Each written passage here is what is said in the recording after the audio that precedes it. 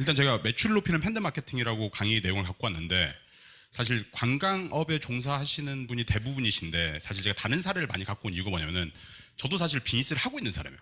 저도 영어 학원을 운영을 하고 있고, 저도 마케팅을 하고 있는데, 제가 보통 사실 아이디어 얻는 거는 동종 업계보다는 다른 업계를 일부러 많이 봐요. 왜냐면 동종 업계 사례는 사실 누군가가 이미 거기서 똑같은 롤로 1등을 하고 있는 거거든요. 중요한 문제나 말씀드릴게요. 저는요, 와이프도 일을 하고 있어요. 와이프가 우리 학원의 원장입니다. 저는 마케팅을 하고 있고. 그러나 제 와이프는 제 얘기를 절대 듣지 않습니다. 밥 먹을 때 내가 이런 좋은 마케팅 얘기와 브랜딩 얘기를 해주지만, 제 와이프는 피곤한데 입 좀 다물고 니는 나가서 강의도 와갔는데 또 할 말이 있냐, 그냥 밥을 먹자라고 얘기해요. 어디서 문제가 생긴지 알아요? 이게 사실 정치공학적으로 하는 법인데, 그 상대 쪽 당에서 누군가가 얘기를 했는데 메시지를 공격할 수 없으면은 보통 메신저를 공격합니다. 쉽게 예를 들어볼게요. 어느 누가 나와가지고 여러분 환경을 보호합시다, 탄소를 줄여야 되고요, 플라스틱을 줄여야 돼요, 이거 반박하실 수 있는 분 있어요? 없죠. 그럼 이 사람을 공격할 수 있는 방법 딱 하나예요. 뭘 공격하면 되냐? 메신저를 공격하면 돼요. 이 사람이 지난 10년 동안 거짓말한 걸 찾아내는 거예요. 그리고 사람들한테 그 메시지는 건드리지 않고 메신저만 공격하는 거예요. 야, 이 사람 지난번에 이런 거짓말을 했어. 그럼 사람들 무슨 생각인지 아세요? 우리 인간들은, 소비자들은, 환경보호는 맞는데 제가 말하니까 좀 못 믿겠다. 제가 말하니까 뭔가 쟤는 탄소 배출권 사업할 것 같고 플라스틱 뭐 생분해 플라스틱 개발을 했나 보다. 그러니까 이렇게 되는 거예요. 그러니까 그 말인 즉슨 뭐냐면은, 제 와이프가 제 얘기를 안 듣는 이유가 뭐예요? 메시지는 좋은데 메신저가 너무 싫은 거예요.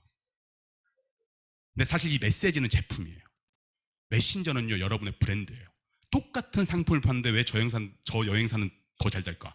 똑같이 몰디브 5박 6일에 가격도 똑같은데 왜 저 사람한테 사고 나한테 안 살까? 간단해요. 메시지의 문제가 아니라 브랜딩이 안 된 메신저의 문제예요. 사람들은요, 가장 좋은 제품을 선택하는 게 아니라 내가 생각했을 때 가장 좋다고 믿는 제품을 선택합니다. 거기서 이제 여러분들이 해결될 실마리가 보이는 거예요. 자꾸 뭘 팔려고 하지 마요. 그러니까 여러분이 입장을 바꿔가지고 어떻게 하면 내가 선택받을 수 있지?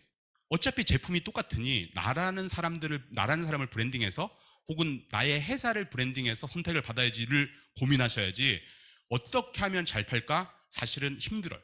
시대가 바뀌었기 때문에. 그래서 그 매력이 뭘까? 매력은요, 보통 심리적으로 얘기를 할 때 심리학자가 보통 두 가지를 얘기합니다. 첫 번째는 디자인이에요. 카페에 있는 사람들이 커피만 맛있으면 되지 왜 인테리어에 돈을 쓸까요?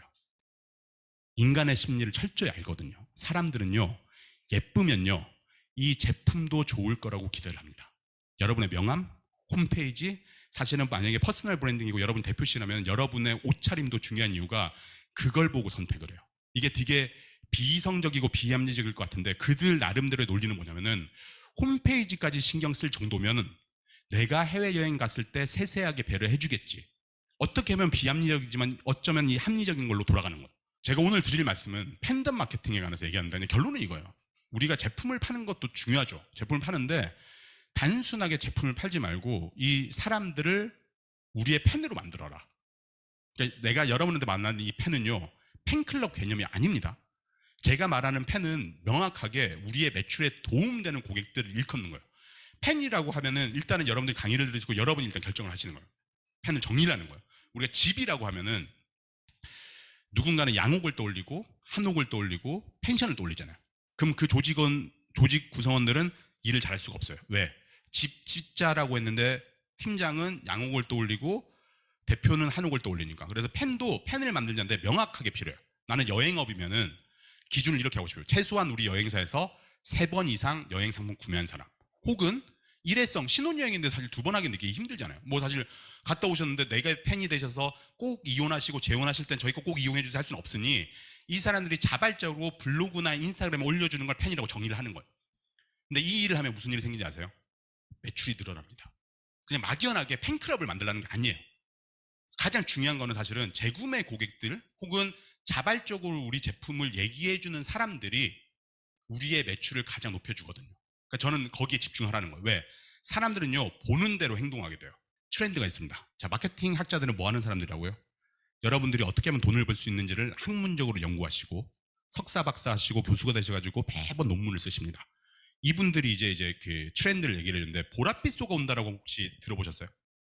이 책이 있었어요. 18년 전에 나왔는데 이 책이 베스트셀러였어요.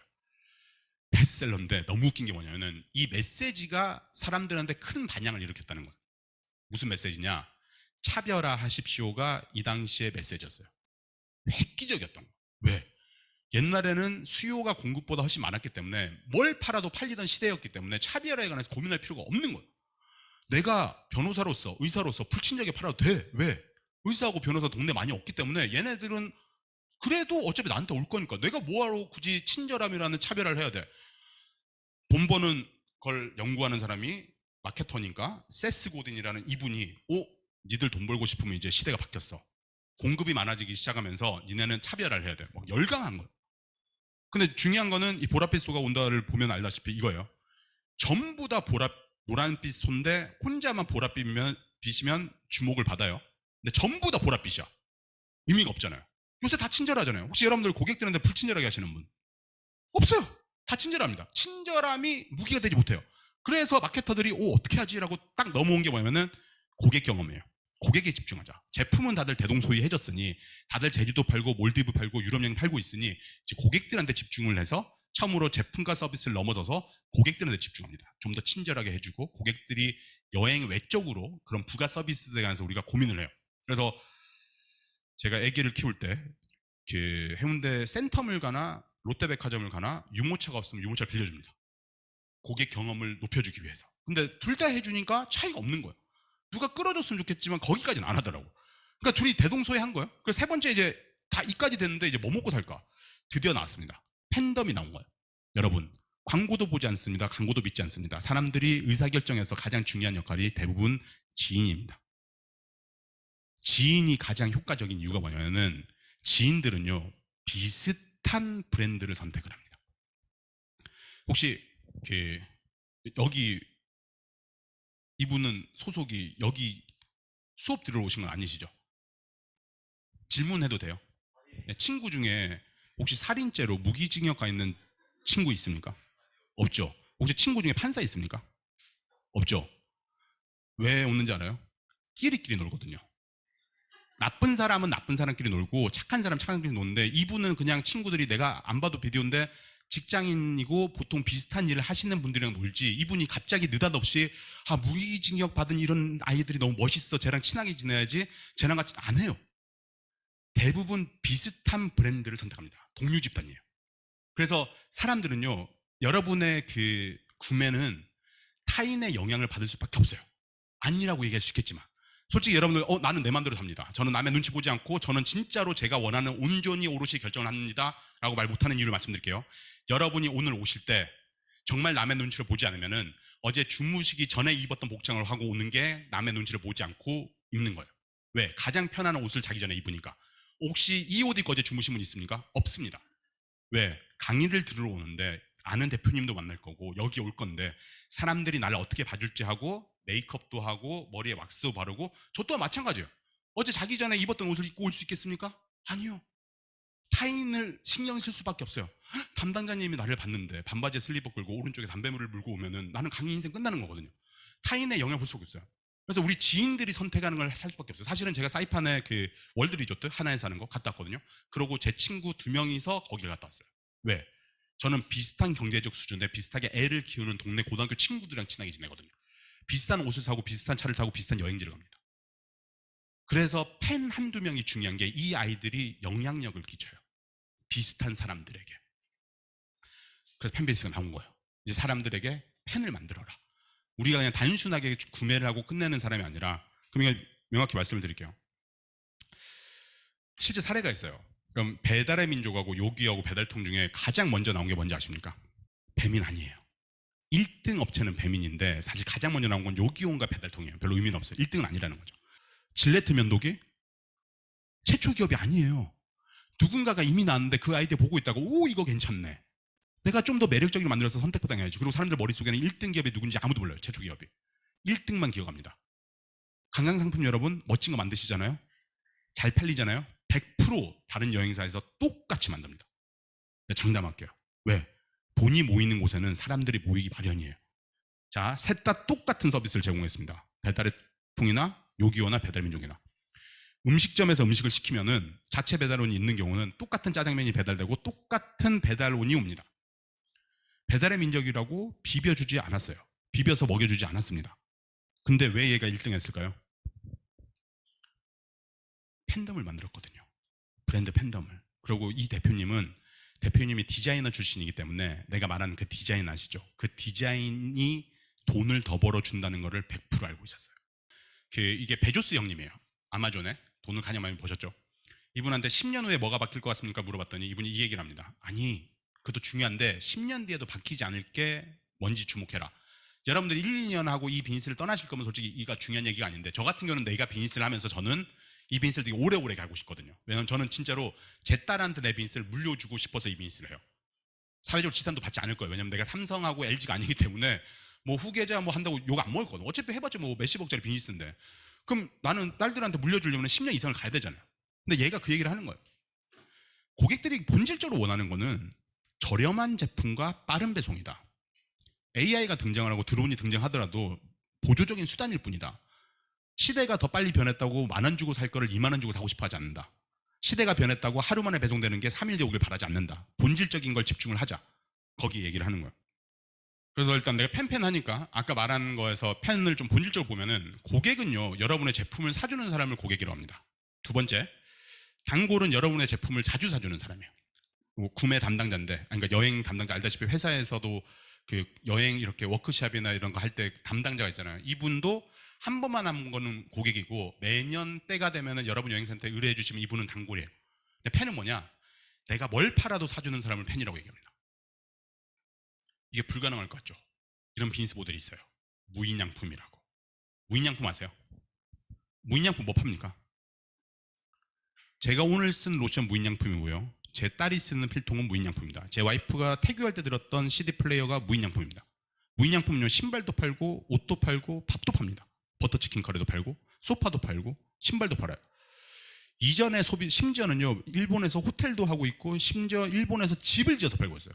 이게 사실 소름 끼치는 게, 라이프스타일 브랜드라는 말이 등장을 하면서 뭘 팔아도 소비자가 삽니다. 옛날에 우리 전자제품 어디서 샀어요? 삼성이요. 문구류 아트박스. 음식은 오뚜기. 근데 라이프스타일 브랜드가 등장하면서 팬덤을 만들기 시작해서 그냥 뭘 팔아 다 팔아요. 사실은 테치안가? 일본의 서점이 있는데 거기는 이제 여행사도 직접 운영하고 있어요. 서점에서. 왜? 서점에 관한 브랜드 로열티가 충성도가 높기 때문에 거기는, 우리나라는 법적으로 안 된다 그러더라고요. 네, 서점하는 친구한테 물어봤더니 테치안하는 서점, 타치안가 가면은 서점인데 여행책들이 있고 오른쪽에 여행사가 있어요. 그러니까 와인책이 있고 옆에 와인을 팔고 있어요.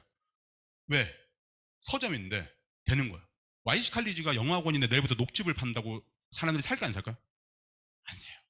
근데 또 우리 한국에 이런 분이 계세요. 임블리라고 들어보셨습니까? 임블리 아시죠? 여성분인데 인스타그램 인플루언서인데, 이분이 녹즙, 호박즙을 파는데 문제가 된 적이 있어요. 뭐 고객 응대라든지 보관 문제라든지 했는데 결국은 안 망했어요. 왜 망했는지 아십니까, 여러분? 사회적으로 비윤리적이고 비도덕적이라고 해서 저 회사 망해야 된다고 그때 여론이 엄청 안 좋고, 그때 실시간 검색가 임블리가 계속 떴는데 이 분은 아직도 인스타 하면서 옷 팔고 있어요. 왜 파냐? 팬덤의 이런 양날의 검인데, 인간들이 갖고 있는 심리 중에 확증 편향이라고 있어요. 뭐냐? 보고 싶은 것만 보고 듣고 싶은 것만 듣습니다. 저에게도 확증 편향이 있어요. 어떤 확증 편향이요? 아이폰이요. 저는 신문 기사 볼 때 아이폰 까는 기사는 그냥 안 읽습니다. 삼성 까는 기사 읽으면서 되게 통쾌해요. 역시 아이폰이야. 아이폰 칭찬하는 기사만 있습니다. 여러분 없을 것 같아요? 빨간색하고 파란색 당 2명 앉혀놓고 극렬 지지자 2명 토론시키면 될까요? 아니요. 절대 안 돼요. 인간이 확증 편향이 있거든요.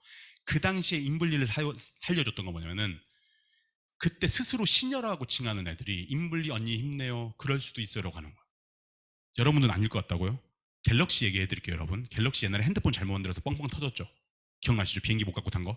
최근에 발열 문제 때문에, 게임하는데 막 발열 문제 때문에 문제된 거 아시죠? 주가 떨어진 거, 내 주식 그렇게 내려간 거. 근데 여러분들 삼성 갤럭시 폰 쓰십니까 안 쓰십니까? 써요. 우리 논리적이고 합리적으로 생각하지 않거든요. 그냥 실수했다고 생각합니다. 아이폰은 얼마나 나쁜 짓을 했냐면은, 핸드폰을 사고 2년 뒤에 배터리 수명을 일부러 떨어뜨려가지고 2년마다 핸드폰을 사게끔 만들었어요. 그러나 저는 이걸 삽니다. 왜 삽니까? 좋아요. 그냥 얘 말만 믿는 거예요. 그러니까 팬덤을 물론 내가 나쁘게 쓰라고 얘기하는 게 아니에요. 근데 누구나 사람들은 실수를 합니다. 사람도 실수를 하고 브랜드도 실수를 해요. 근데 거기서 구원받을 수 있는 게 이거예요. 왜냐하면 실제로 그 스베누라고 옛날에 신발 브랜드가 있었거든요. 부산에서 공장에서 만들었는데 이염이라든지 그런 문제가 생겼는데 그 실수 한 번으로 그 회사는 문을 닫았어요. 왜? 팬이 없었거든. 브랜딩이 안 됐던 거예요. 매력적이지 않았던 거예요. 근데 삼성하고 애플은 큰 회사라서가 아니라 인블리도 큰 회사가 아닌데 팬덤이 있는 회사들은요 그래도 있는 거예요. 그래서 사실은 여행사를 하는데 내가 원하는 건 여러분들이 녹즙을 파는데 녹즙을 파는 사람을 만드는 거예요. 나쁘게 이용하라는 게 아니라 정말 여러분들이 여행에서 신뢰도를 줬기 때문에 이 사람한테 이 심리를 주는 거예요. 야, 얘가 여행 상품도 이렇게 파는데 뭘 팔아도 이 사람은 정직하게 좋은 제품을 팔겠지라는 마음을 주는 거예요. 그게 우리의 팬을 만드는 과정이거든요. 내가 나쁜 일을 하라고 지금 말씀드리는 거예요? 누구 속이래요? 여러분 보고 사입이 종교 만들래요? 아니잖아요. 그냥 고객들한테 그 마음을 얻는 게 중요한 거예요. 브랜딩의 본질은 사람들이 생각하는 대로 믿게 하는 게 아니라 브랜드가 원하는 대로 믿게 하는 게 브랜드의 본질이에요. 스토리라고 했으니까 정확히 말씀드린 소재를 3개를 이게 제가 한 게 아니라 미국의 교수님 2분이서 브랜드 애드머레이션이라는 책에서 성공받고 존경받는 브랜드들의 공통점을 찾아냅니다. 그게 3개가 뭐냐면은 아까 말씀드린 첫 번째 여러분 신뢰를 얻기 위한 전문성이에요. 여행업에서도 마찬가지인데 첫 번째 여러분의 예선전은 뭐냐? 일단 여러분들의 회사가 신뢰를 얻을 수 있을 만큼 여러분의 회사의 전문성이나 여러분 개인의 전문성을 어필을 해야 돼요. 이건 예선전입니다. 이게 최소한도로 갖춰져 있으면 안 해요. 여러분 음식점이 아무리 인테리어가 좋아도 음식이 맛이 없으면 안 가잖아요. 근데 중요한 건 이거 스토리로 푸는 거예요. 잘 봐요. 우리 집 파스타 맛있습니다. 신뢰 가세요? 우리 집 파스타는요 미슐랭 2스타 레스토랑에서 일했던 이탈리안 셰프가 만들어서 맛있습니다. 어디가 더 신뢰 가세요? 사람들은 스토리를 믿는다니까요. 우리 여행사 좋아요 좋아요 안 믿어요. 저는 여행업에 15년 종사했고요. 저는 여행사를 내게 물려주고 싶어요. 사실 내가 이 강의 속에서 설계해 놓은 게 내 딸이 마케터가 됐으면 좋겠다는 거짓말은 아니에요. 사람들에게 가장 감정적인 접근, 보통 강의를 다닐 때 사람들을 가장 몰입시킬 수 있는 단어가 딱 하나가 있어요. 이 사람이 이 일에 얼마나 열정적인지 그때 사람들 가장 주목합니다.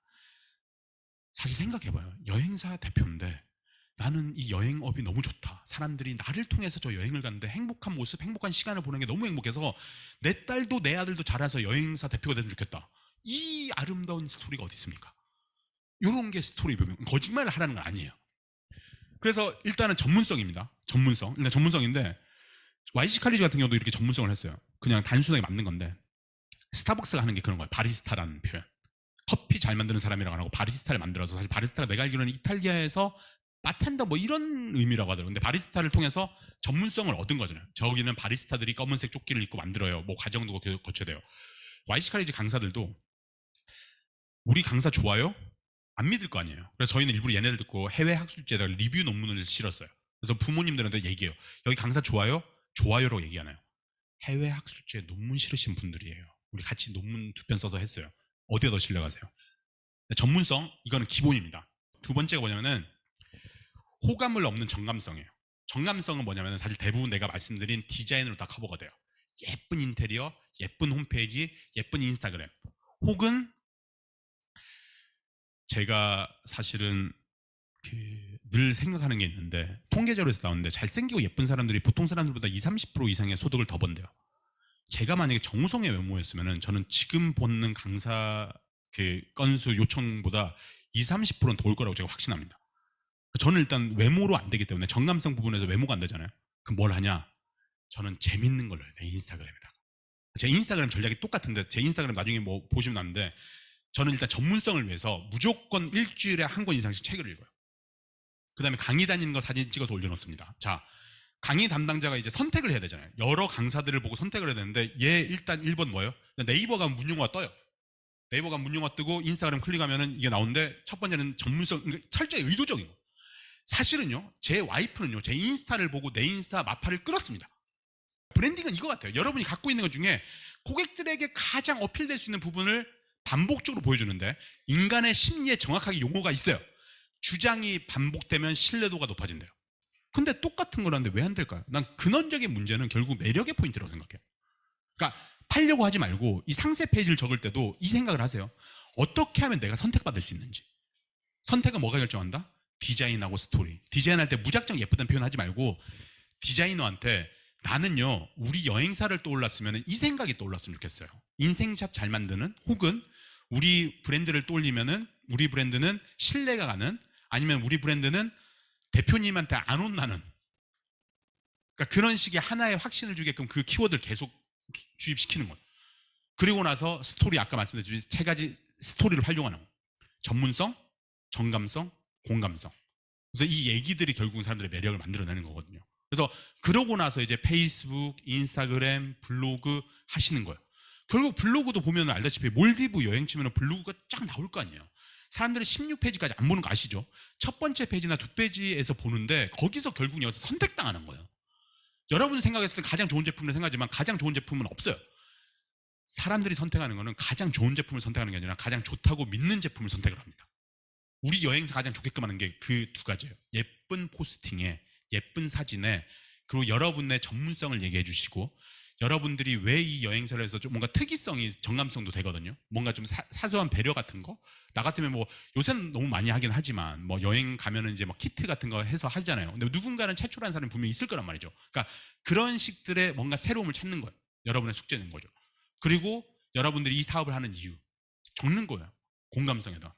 여행사를 왜 하는지 아세요? 물론 돈 벌려고 합니다. 그러나 나는 여행사를 하면서 가장 행복한 거는 나로 인해서 누군가가 인생의 가장 중요한 신혼여행을 갔는데 그 여행이 너무 즐거웠고 의미 있었다고 나한테 카톡 하나 보내주는 게 내가 여행사를 꾸리는 이유예요.